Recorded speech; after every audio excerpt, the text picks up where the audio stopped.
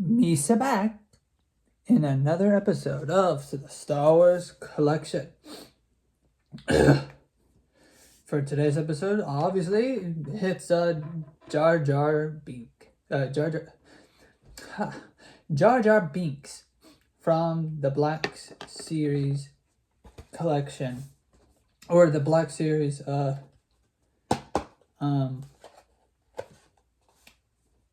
figure line? I don't know what they're called. This is he's the first figure in the Star Wars The Phantom Menace, which actually that's actually kind of interesting. He's the first figure that they thought of to make in the Star Wars The Phantom Menace lineup, I guess. And I actually really like this figure. Like, wow, he's actually surprisingly better than Darth Maul. Only in the sense that he can actually pose. Not just pose, but I can actually balance his legs and whatnot. And I don't have to, for some reason, I don't take forever trying to, like, figure out where, like, his equilibrium is at, or where his sense of balance is at, you know?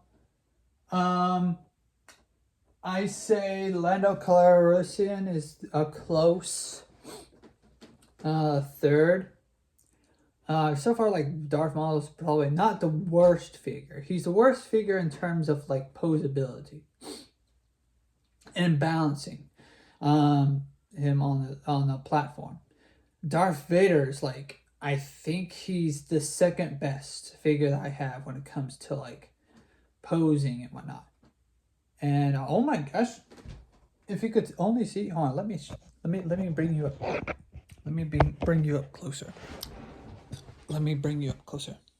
I was going to do this in a special separate episode, but let me bring you up closer. Oh wait, that's the Transformers. And there's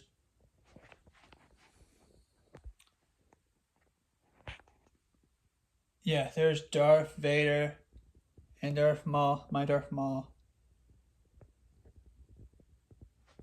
posing like that. Okay, now let me, oh sorry, I didn't mean to cover your face. Are you okay? Are you okay? Are you good? Right, okay. Oh, sorry, covering your face for just a second. Alright, anyways, sorry about that. Let me push this up a bit and let me bring out the box to read the back of the box. Jar Jar Binks, a clumsy, well-meaning Gungan, outcast on Naboo. Jar Jar Binks struggled to prove his worth throughout his life. And of course, it also has in different words and different languages. So yeah, this is the Black Series, Jar Jar Binks. And here's what he comes with. Obviously, as you can see, he comes with a shield. He comes with a spear. And he comes with this little weird mace. This, like, blue orb mace. I forgot what it does in the movie. It's a long... Give me a break. These are long movies.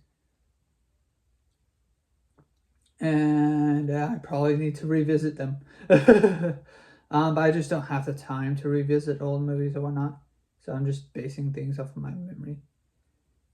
It's a bit scuffed here for some reason. Well, anyways, I'll show you up close. It says, under the light, it's nice and shiny and bright. But I guess because of the shade of blue that they went with is a little dark, but under the right light and under the right brightness, it just looks blue. I like this. This is a nice blue. I would not, however, be using it for his posing and whatnot, because it's just not intimidating. Then again, Jar Jar Binks is not an intimidating character, but I digress. I kind of like the fighting poses for the characters. If I have another Jar Jar Binks character or another not Jar Jar Binks. If I have another another Gungan. If I have another Gungan, I might give this, if they have a free hand, I guess, give it to that character.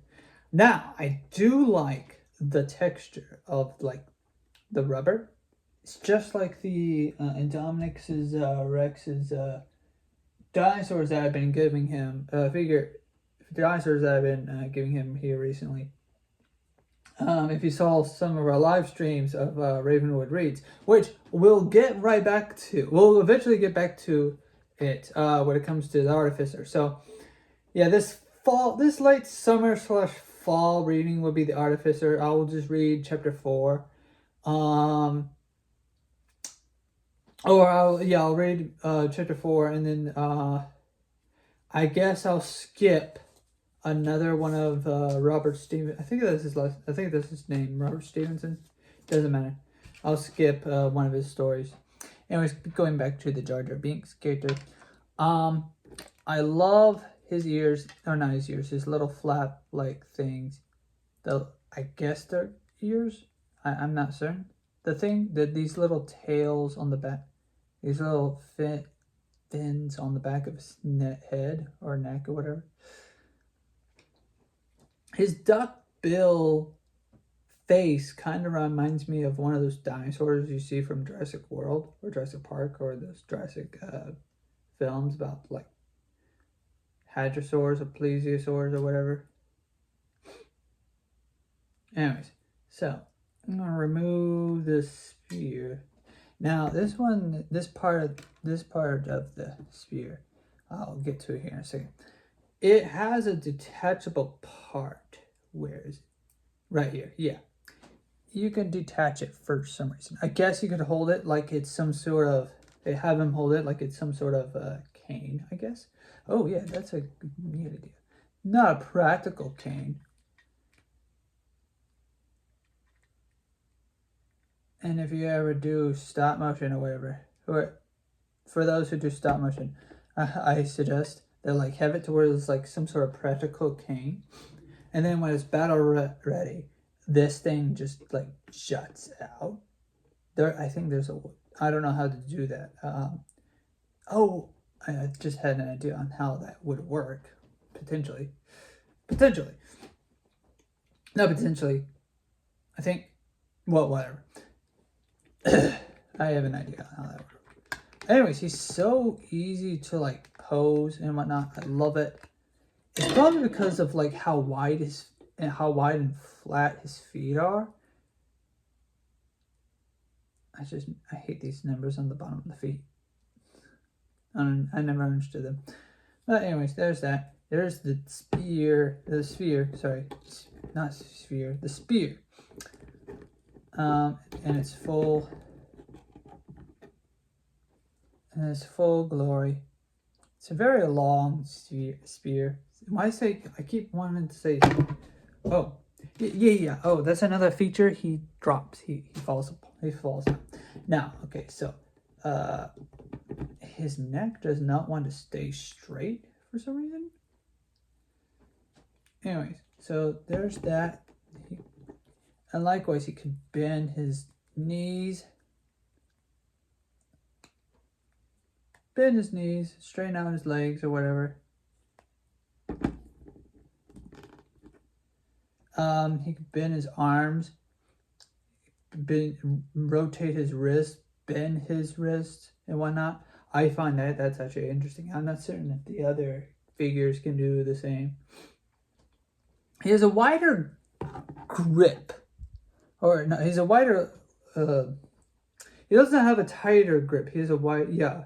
He's in more of an open grip. A wider grip. I'm not focusing on what words mean. And yes, before you ask, if done right, and one done right, you can, if you just rotate his head and then just, the idea is that yes, you can remove his coat, jacket, whatever this thing is, just bend and break his arms. Oh, oh no, me so hurt. Anyways, just bend his body a bit. It's just a little, right? And you can take that part off. I try to take this part off, this little fabric piece off, to see what he would look like under the garments, I guess. But I couldn't, and I tried. It's they made it to where, by the looks of it, you literally have to like rip Jar Jar in half in order to put it. I'm not gonna rip Jar Jar in half. That's mean. Jar Jar's nice. Jar Jar's not cruel. Anyways, so yeah, there's Jar Jar. I like Jar Jar. It's a great figure. Oh yeah, him holding the scepter or whatever this thing is. I almost thought it was something that he was holding at the end of the movie. Anyways, to do that, you had to kind of push back the fingertips and then just roll it to where the thumb, not the thumb, the thumb tucks over around it, just like so. That way, it's kind of like a mace. Bunk his head, just bunk you on the head. Sorry, got ambitious there. And why not? Same thing with the shield. You just, the way I do it, you can have it over or under. Oh, make sure this is. Anyways, you just do the same, but you have, and surprisingly enough, it just snaps on just like that. There's not much in terms of storage for the little baton here or the little stick. I like to do it, I like to stick it in between here, so it'd be like, aha, it could sort of protect my thumb, but not necessarily my fingers or whatever, I don't know. So yeah, you have it like that, I guess, to hold it. Or if I really want to, I could have it like this and then just have it to where he's grabbing the baton, but that's just weird. And I don't think that would work. Yeah, it just spins. Oh, wait a second.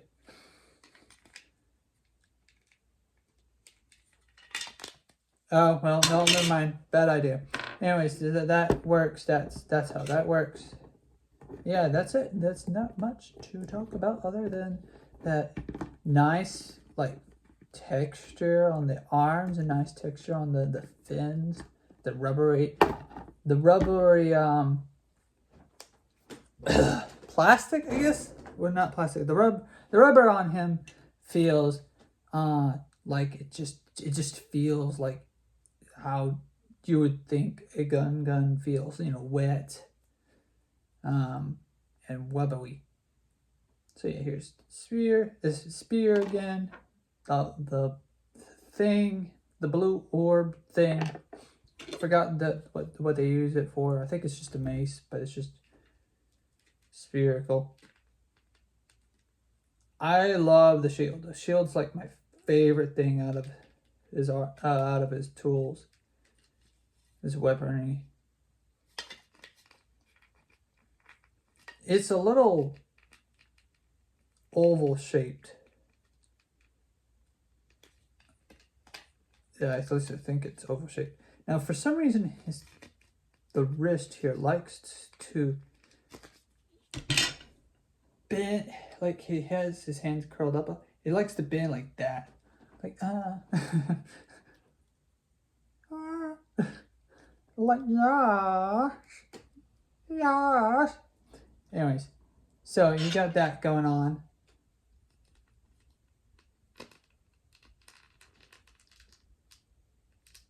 And yeah, that's Jar Jar for you. If the thing could stop falling down, falling over. Okay, you know what? That's fine. I got it to work, but for some reason on camera, likewise, it always just falls short. Or it always falls flat. He is a bit of a klutz. I'm a bit of a klutz. I guess we can relate to each other like that. Relate in that sort of degree. But anyways, that's it. That's all for the figure. What is this doing here? And stay tuned. You might. I know, I'm wiggling this around. He keeps promising it, but anyways. That's it. That's Jar Jar. Great figure all around. Claps. I want to say 10 out of 10, but I say like a good, decent 9 out of 9. not 9 out of 9. Sorry, 9.5. Sorry. Anyways, leave a like, subscribe, and all the other jazz. Bye-bye.